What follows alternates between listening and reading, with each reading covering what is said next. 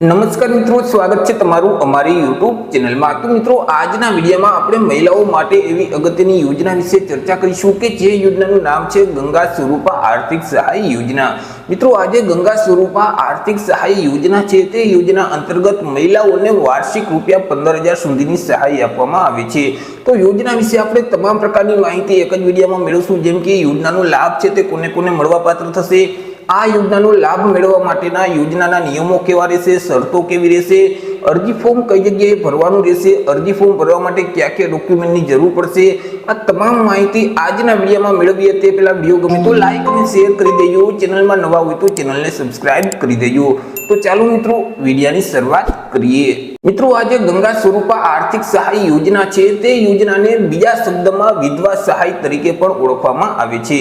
હવે મિત્રો, આ જે યોજના છે તે યોજના ગુજરાત સરકારનું જે મહિલા અને બાળ વિકાસ વિભાગ છે તેમના તરફથી અમલમાં મૂકવામાં આવેલી છે। તો સૌથી પહેલા આપણે ચર્ચા કરીશું કે યોજનાનો લાભ છે તે કોને કોને મળવાપાત્ર થશે। તો મિત્રો, આ જે ગંગા સ્વરૂપા આર્થિક સહાય યોજના છે તે યોજનાનો લાભ છે તે ગુજરાત રાજ્યની એવી જે વિધવા મહિલાઓ છે, નિરાધાર વિધવા મહિલાઓ છે, તે તમામ મહિલાઓને આ યોજનાનો લાભ આપવામાં આવે છે। પરંતુ યોજનાનો લાભ મેળવવા માટે અહીં મહિલાની ઉંમર નક્કી કરવામાં આવેલી છે। મહિલાની ઉંમર છે તે ઓછામાં ઓછી 18 વર્ષની હોવી જોઈએ। જો 18 વર્ષ કરતા મહિલાની ઉંમર ઓછી હશે તો તેવા સંજોગોમાં આ યોજનાનો લાભ છે તે મળવાપાત્ર થતો નથી। તે સિવાય અહીં કુટુંબની વાર્ષિક આવક મર્યાદા પણ નક્કી કરવામાં આવેલી છે। તે મહિલા જો ગ્રામ્ય વિસ્તારમાં રહેતા હોય તો તેવા સંજોગોમાં રૂપિયા 1,20,000 સુધીની જોવી જોઈએ। જો શહેરી વિસ્તારમાં રહેતા હોય તો તેવા સંજોગોમાં રૂપિયા 1,50,000 સુધીની હોવી જોઈએ।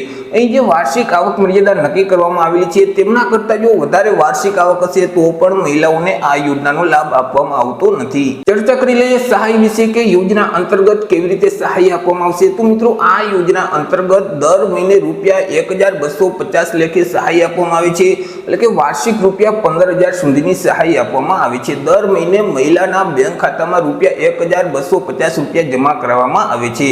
વાત કરી લઈએ અરજી ફોર્મ વિશે કે યોજનાનો લાભ મેળવવા માટે મહિલાઓએ અરજી કઈ જગ્યાએ કરવાની રહેશે। તો અહીં અરજી ફોર્મ છે તે ઓફલાઈન ભરવાનું રહેશે।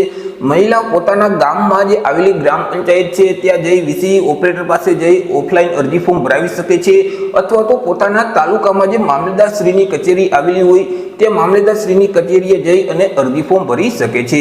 ચર્ચા કરી લઈએ આપણે ડોક્યુમેન્ટ વિશે કે અરજી ફોર્મની સાથે તમારે કયા કયા ડોક્યુમેન્ટ જોડવાના રહેશે। તો અરજી ફોર્મની સાથે આવકના દાખલાની નકલ જોડવાની રહેશે, રહેઠાણના પુરાવા તરીકે કોઈ પણ એક ડોક્યુમેન્ટ જોડવાનું રહેશે, ત્યાર પછી ઉંમરના પુરાવા તરીકે કોઈ પણ એક ડોક્યુમેન્ટની નકલ જોડવાની રહેશે, આધાર કાર્ડની નકલ છે, રેશન કાર્ડની નકલ છે, તે સિવાય બેંક ખાતાની જે પાસબુક છે તે પાસબુકના પ્રથમ પાનાની નકલ અથવા તો રદ કરેલ ચેક છે, તે સિવાય મિત્રો અહીં તમે પુનઃ લગ્ન નથી કરેલ તે અંગેનું એક પ્રમાણપત્ર સાથે જોડવાનું રહેશે અને પતિના મરણનો દાખલો સાથે જોડવાનો રહેશે। તો અરજી ફોર્મની સાથે તમારે આટલા ડોક્યુમેન્ટ જોડી અને તમારા તાલુકામાં આવેલી જે મામલતદારશ્રીની કચેરી છે અથવા તો તમારા ગામમાં જે ગ્રામ પંચાયત આવેલી છે ત્યાં જઈ તમારે ઓફલાઈન અરજી ફોર્મ ભરી દેવાનું રહેશે। તો આવી રીતે મિત્રો, ગુજરાત સરકારનું જે મહિલા અને બાળ વિકાસ વિભાગ છે તો તેમના તરફથી મહિલાઓ માટે એવી અગત્યની યોજના અમલમાં મૂકવામાં આવેલી છે। જે વિધવા મહિલાઓ છે તો તે વિધવા મહિલાઓને આર્થિક સહાય આપવામાં આવે છે। વાર્ષિક રૂપિયા 15,000 સુધીની આ યોજના અંતર્ગત તેઓને સહાય મળવાપાત્ર થતી હોય છે। તો આશા રાખું છું વિડીયો પસંદ પડ્યો હશે। વિડીયો પસંદ પડ્યો તો લાઈક અને શેર કરી દેજો, ચેનલમાં નવા હોય તો ચેનલને સબસ્ક્રાઇબ કરી દેજો। ફરી મળીશું એક નવા ટોપિક સાથે એક નવા જ વિડીયોમાં। ત્યાં સુધી જય હિન્દ, વંદે માતરમ।